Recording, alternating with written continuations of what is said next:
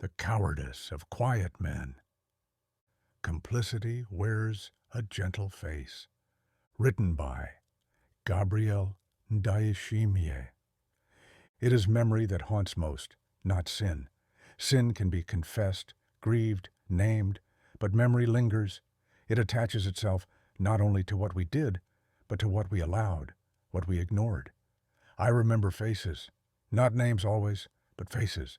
Those who expected more of me than I gave, those who offered kindness I could not return. One face lingers more than most. An older man in a hallway, his hand briefly on my arm, asking for just a few minutes to speak. I had the time. I did not take it. I nodded, gave him the future, another day, and never came back. He died not long after. I do not know what he wanted to tell me. I only know I failed to listen. These are the ghosts that sit beside me in silence. Not villains, not strangers, just people who needed more than I gave. It was not betrayal with a flourish, but with a shrug. That's the danger. That's what the devil prefers. There are acts I will answer for, but worse than the acts are the evasions. Silence, after all, is not neutral. It arranges the world just as action does, only more quietly. Morally, I wonder, is omission not a form of participation? When I kept still, when I deferred to discretion, I was not stepping aside. I was choosing. Every time I declined to speak, someone else paid.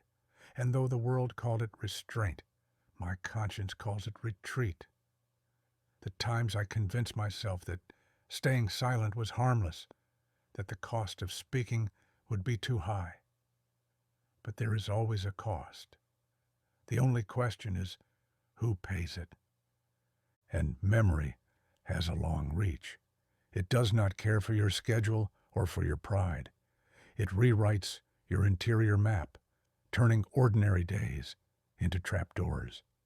Sometimes I feel two minds within me, the one that explains and the one that remembers anyway. And it is the second that always returns in the night. Sometimes it enters not through thoughts, but through the body. A tightening in the chest, an unease before sleep. Memory is not passive recall. It is a force that reshapes how one trusts, withdraws, speaks, or remains silent. It is not content to be remembered. It insists on being lived through again. It visits when you are tired, when you are alone, when your mind wants peace. It will not be bribed.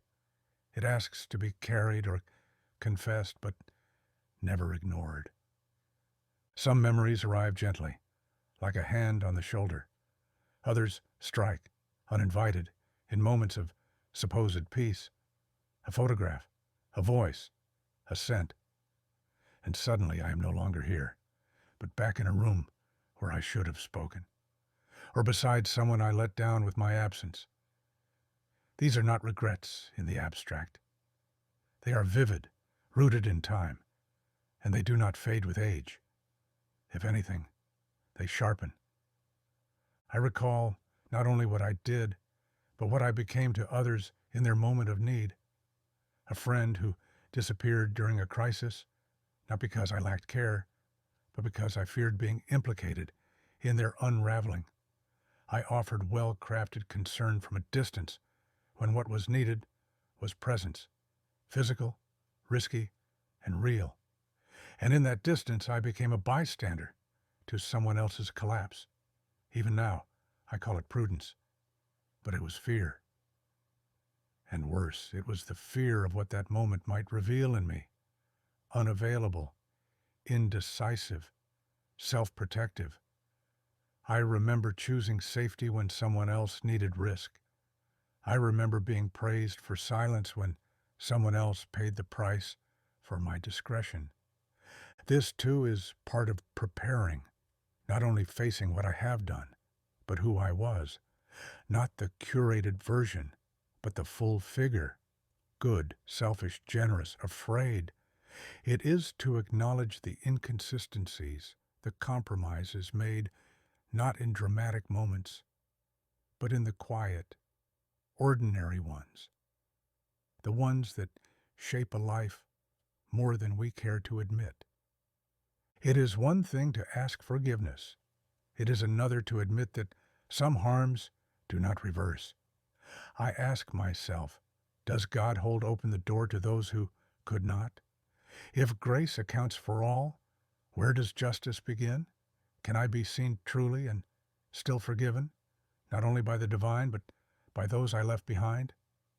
To be forgiven is not always a relief. Sometimes it is the final blow, because then you can no longer pretend you were right.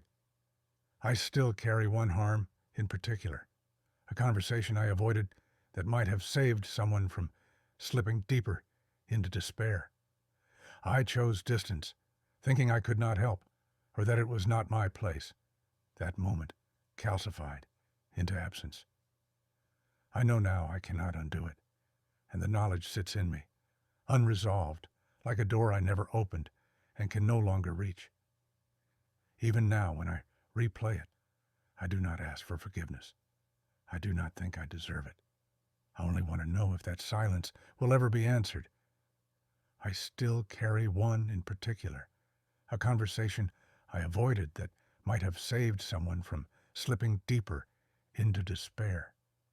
I chose distance, thinking I could not help, or that it was not my place. That moment calcified into absence. I know now I cannot undo it, and the knowledge sits in me, unresolved, like a door I never opened and can no longer reach. That some absences remain unhealed. That memory is not merely a record, it is a reckoning. And yet I continue to let it rise, not to torment myself, but to tell the truth, finally, about the life I lived. Not the one I narrated, the one I chose, over and over again, sometimes without knowing. Because that is the weight of memory. It does not accuse, it reveals. And in revealing, it asks, will you now live as if you have remembered? Or will you continue to wear silence like virtue, while others bleed from wounds you were too careful to acknowledge? That is the cowardice of quiet men. Not that we do evil, but that we build lives around not naming it.